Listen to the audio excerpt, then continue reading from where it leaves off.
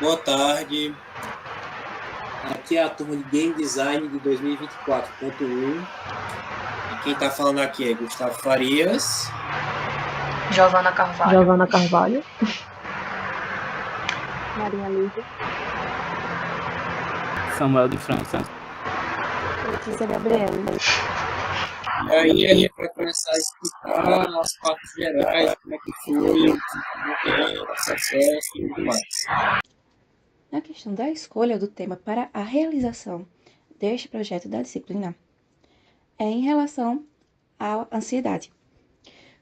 Pois temos também como proposta, além de incentivar a esses indivíduos que têm o diagnóstico de ansiedade a buscarem ajuda quando necessário, tanto as pessoas ao seu redor, como também a ajuda profissional através do psicólogo, por exemplo, que a terapia se faz muito necessário para o tratamento da ansiedade, mas também que eles procurem, que busquem, que tomem a iniciativa de tratar de sua saúde mental.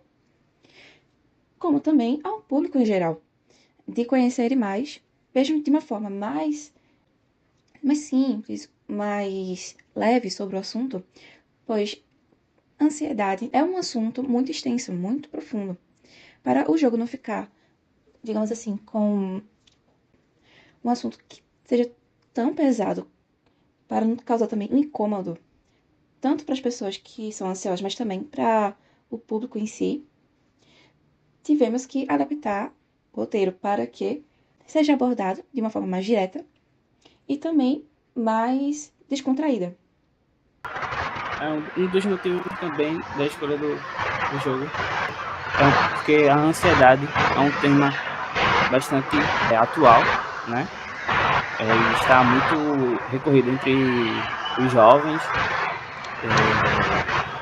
E nisso, durante a com as pessoas da faculdade, nós, universitários, também existe muitas pessoas que sofrem com esse processo de ansiedade. Então, o game é justamente, como o Lívia disse, para conscientizar as pessoas de que a ansiedade ela precisa ser tratada.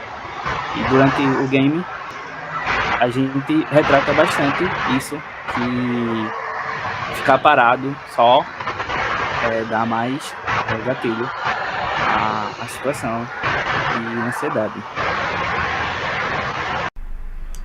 O nosso jogo foi feito no GB Studio, com ilustrações em pixel art feitas no Photoshop. Cada ilustração foi feita para ser frames do jogo da cozinha, por exemplo, ou finais, os possíveis finais do jogo, para ilustrar melhor a nossa personagem e o decorrer da história. Ele tem fases distintas em top-down, em point and click e plataforma, 4 atos e 2 possíveis finais, dependendo das escolhas do jogador.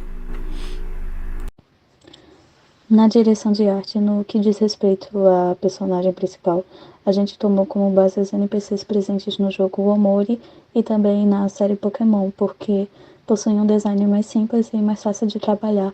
Quanto à casa de Manu, a gente se baseou na casa da personagem Toriel do jogo Undertale, principalmente na parte da cozinha e do quarto. Já a fase plataforma, a gente tomou como base o jogo Super Mario World, porque o cenário é bem mais simplificado e a questão dos NPCs atrapalhando o trajeto. E como a gente utilizou que Manu ia correr num parque, acabou sendo de grande ajuda se inspirar nisso. A fase point and click foi baseada numa fase presente no jogo Coração da Bruxa, que a personagem precisa cozinhar um hambúrguer para conseguir avançar na história.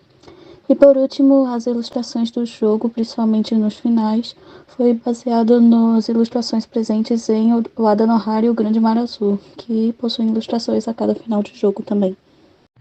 Então, a primeira dificuldade que a gente teve foi relacionado ao roteiro, porque a gente precisou criar um roteiro que fosse family friendly, que conseguisse passar a mensagem que a gente queria e que também fosse direto ao ponto, que evitasse muitas falas, que desse muito... que tivesse muita coisa que estendesse a gameplay mais do que o necessário, basicamente.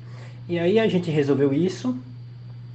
Outra dificuldade que a gente teve basicamente foi quanto a parte das variáveis, tanto quanto o salvamento, quanto uma parte do grupo de apoio, que a gente queria integrar uma coisa que para o jogo continuar rodando, para o jogo avançar, no grupo de apoio você precisava falar com dois NPCs específicos. Depois que você falasse com esses dois NPCs, você ia conseguir e avançar no jogo.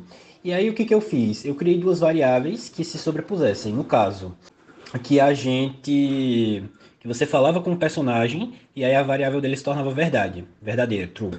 E que depois você falasse com outro personagem e aí a variável dos dois se tornasse verdadeira ao mesmo tempo. No caso, você precisava falar com um para depois falar com o outro. E aí a variável que você fala com os dois personagens se tornava verdadeira e você falava com o moço que pediu para você falar com os dois personagens. E aí a história prosseguia, certo? E aí o outro problema que a gente teve foi relacionado ao salvamento do sistema de save, porque primeiro que a gente não estava conseguindo pensar em como o jogo ele poderia integrar um sistema de save que no caso salvasse uma cena, aí você avançava um pouco na história, salvava em outra cena e depois salvava em outra cena. Aí quando você desse load, o jogo carregasse na última cena que você salvou. Então, no que a gente fez para resolver foi o seguinte: a gente criou variáveis foram criadas para isso, e aí o que ocorreu? Você salvava na primeira vez, tudo certo. Se você salvasse na segunda vez que aparecesse a opção de salvar, aí ocorreria que você ia tornar uma variável verdadeira. E aí ela ia sobrepor o primeiro save para que você conseguisse ir pro segundo ponto de save. A mesma coisa no terceiro ponto de save. Se a variável do terceiro ponto de save se tornasse verdadeira, então ia sobrepor tanto a primeira variável do ponto de save quanto a segunda variável, e aí você iria carregar, e aí você iria dar load no terceiro ponto de save. Foi basicamente isso. E aí também teve questões quanto ao cronograma, porque a gente se embolou com isso. Mas aí na terceira semana a gente conseguiu engatar de vez e depois foi na parte da programação que eu tinha dito e da história, que tanto a gente teve que pensar no que ia cuidar para fazer, tipo, no que ia desenrolar, no que ia cortar, no que podia fazer, e aí a gente conseguiu resolver. E aí foi basicamente isso. E aí tem os jogos que a gente usou como base também, que foi Omori, Celeste, Gris, Jornada do Acolhimento e Aventuras com Ansiedade. Então foi isso, muito obrigado.